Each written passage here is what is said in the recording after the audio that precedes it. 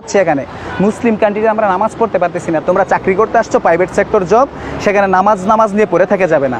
নামাজ পড়তে হলে বাড়িতে গিয়ে চাকরি চাইরা, নামাজ পড়তে হলে বাড়িতে গিয়ে নামাজ পড়ো। আমি মোহাম্মদ কাউসার আহমেদ, আমি প্রাণা রাইফেল রেনবো গ্রুপে বনশ্রী শোরুম ম্যানেজার হিসেবে আছি।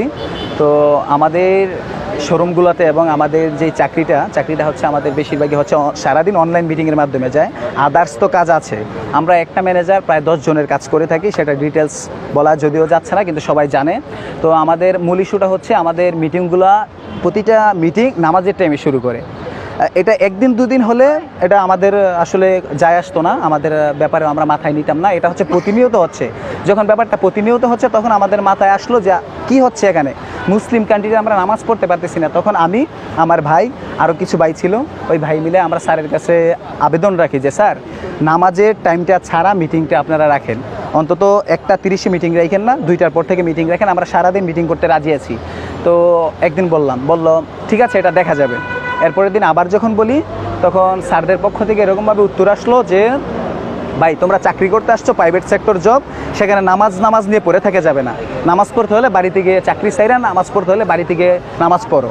তো আসলে আমরা সেখানে খুবই মর্মাহত হই। এই কথা শুনে আসলে আমরা 2-1 দিন আবার পর্যালোচনা করি, দেন আবার স্যারদের সাথে আমরা আবেদন রাখি স্যার নামাজের টাইমে মিটিং রাখা যাবে না। দেন আমাদের রিটেল ম্যানেজার জাকির স্যার, আমাদের এরিয়া ম্যানেজার ইকরামুল স্যার আমার শোরুমে আসে। কেন আমি এটা জোরদার দাবি রাখি, আইসা বলে ভাই আপনি নামাজ নিয়ে এতভাবে পড়ে আছেন, তা আপনারা কি একদম ডাইরেক্ট আইসাই বলে এই আমার পাশের এরিয়া ম্যানেজারকে বলতেছে কোন জামাত শিবিরের বাচ্চা আপনাকে কাউন্টার দিছে যে মিটিং করা যাবে না। আমাকে বলতেছে যে কোন জামাত শিবিরের বাচ্চা কাউন্টার দিছে। তখন আমি বললাম স্যার আপনি তো আমাকে জামাত শিবিরের বাচ্চা বলতে পারেন না, আপনারা মিটিং টাইমে যেন নামাজ টাইমে যেন মিটিংটা না করেন তার জন্য অনুরোধ করছি আমি মুসলিম হিসাবে, সেই সুবাদেও তো আমরা আমাদের স্বাধীনতা পেতে পারি। পরে ওই স্যারের বক্তব্য এরকম, আমি জামাত শিবিরের বাচ্চা, আমাকে দেন ক্লোজ করে দিবে, কয়েকদিনের ভিতরে আমাকে ক্লোজ করে দিবে। তালমাতাল পাকাচ্ছে, ওনায় নানান ধরনের বকাবাদ্য করতেছে আমার শোরুমে আইসা। তখন আমি স্যারের সাথে কথাগুলোর উত্তর দিই, দেন স্যার চলে যায়। ওরা হচ্ছে প্ল্যানিং করে 2 তারিখে, এই মাসের 2 তারিখে, গত 2 দিন আগে প্ল্যানিং করে হুট করে আমার শোরুমে অডিট পাঠায়। আমি জানি না, আমি প্রোডাক্ট ডেলিভারিতে গিয়েছিলাম বাইরে, অডিট আমাকে ফোন দিছে আপনি কোথায়। আমি বললাম স্যার আমি বাহিরে প্রোডাক্ট ডেলিভারিতে আছি। পরে বললো আপনারা তো আজকে হ্যান্ড ওভার, কেন প্রোডাক্ট ডেলিভারিতে আছেন? আমি বললাম আমি তো জানি না স্যার কিছু। হ্যান্ড ওভার হলে শ্রম আইনে আছে, একটা মানুষকে ক্লোজ করতে হলে অন্তত 1 মাস আগে নোটিশ দিতে হবে, 2 মাসের স্যালারি প্রদান করতে হবে, না হয় মেল দিতে হবে। কিন্তু ওনারা আমার কিছু দেয় নাই, মেসেজ নোটিশ কোনো কিছুই দেয় নাই, মেল। তখন আমি এরিয়া ম্যানেজারকে জিজ্ঞাসা করি আমার হ্যান্ড ওভার হবে কী কারণে। তখন এরিয়া ম্যানেজার বলে আমি জানি না, হায়ার ম্যানেজমেন্ট জানে, সব স্যাররা আসতেছে আপনি বসেন। তখন আমি শোরুম খুললাম, সবাই আসছে, ওনারা হচ্ছে এমডি স্যারের উপরে ক্লেম করছে যে এটা নাকি এমডি স্যার নির্দেশ দিচ্ছে আমাকে অবৈধভাবে হ্যান্ড ওভার দেওয়ার জন্য। কিন্তু আমরা যতটুকু জানি এমডি স্যার এরকম কাজ করার কথা না, আমরা এমডি পর্যন্ত যেতে পারি না, আমরা ইডি পর্যন্ত যেতে পারি। তো এখন আমি শোরুমে ঢোকার পর ওদের বক্তব্য ছিল এরকম যে ভাই এটা প্রাইভেট কোম্পানি, আমাদের কোম্পানি, আমরা যখন তখন আপনাকে ক্লোজ করে দিতে পারি, আপনার এখানে কোনো রাইট নাই কোনো বক্তব্য রাখার। দেন আপনি এখানে কোনোভাবেই আপনি হ্যান্ড ওভার থেকে বাঁচতে পারবেন না, বাঁচলে আপনারা সিপিডি দিয়ে দৌড়ে হেড অফিসে নিয়ে যাব। আমাদের আরএফএলের একটা সিপিডি টিম আছে, যেটা হচ্ছে আমাদেরকে মানে কোনো ম্যানেজার ক্রাইম করো বা ওদের মতামতের বাইরে চলে গেলে ওদেরকে হেড অফিসে নিয়ে যায়, ওই সিপিডি দিয়ে হেড অফিসে নিয়ে যায়, নিয়ে গিয়ে টর্চার করে। পুলিশ যেভাবে রিমাইন্ডে নেয় ওদেরকে ঠিক এভাবে রিমাইন্ডে নেয়।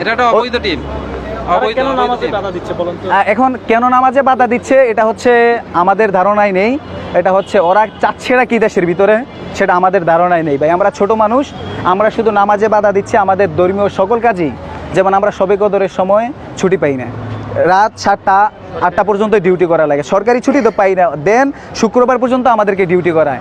আমাদের শবে কদরের রাতে আমরা নামাজ পড়তে পারি না, কারণ কি আমাদের সকালে ডিউটি আছে সেটা বলে। সকাল 10টায় ওরা শুধুমাত্র 2 ঘন্টা ছুটি দেয়। শবে কদরের রাতে নামাজ পড়ার পরে দিনে 2 ঘন্টা ছুটি দেয়, সারা রাত নামাজ পড়ে 2 ঘন্টা ছুটিতে হয়। ঈদের ছুটি তো মাত্র 3 ঘন্টা থাকে, এটা আমি আগেও বলে গেছি। শবে বরাতের একই অবস্থা।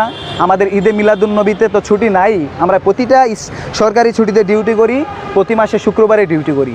যখন আমরা এটার বিরুদ্ধে আমরা কথা বলতে শিখেছি, দেন হচ্ছে শুধু লাস্ট 2টা শুক্রবার আমাদেরকে ডিউটি করায় নাই, আমাদেরকে ক্লেম দিছে, আমাদেরকে ক্লেম দিয়ে অ্যাটেন্ডেন্স কিন্তু আসে, হলিডে আসে। আমাদের ঈদে মিলাদুন্নবীতে সরকারি ছুটিগুলোতে আমাদের অ্যাটেন্ডেন্স শিটে হলিডে লেখা উঠে, এক্সেল যেটা হচ্ছে অনলাইনের মাধ্যমে হলিডে লেখা উঠে, কিন্তু আমরা ডিউটি করতেছি ভাই।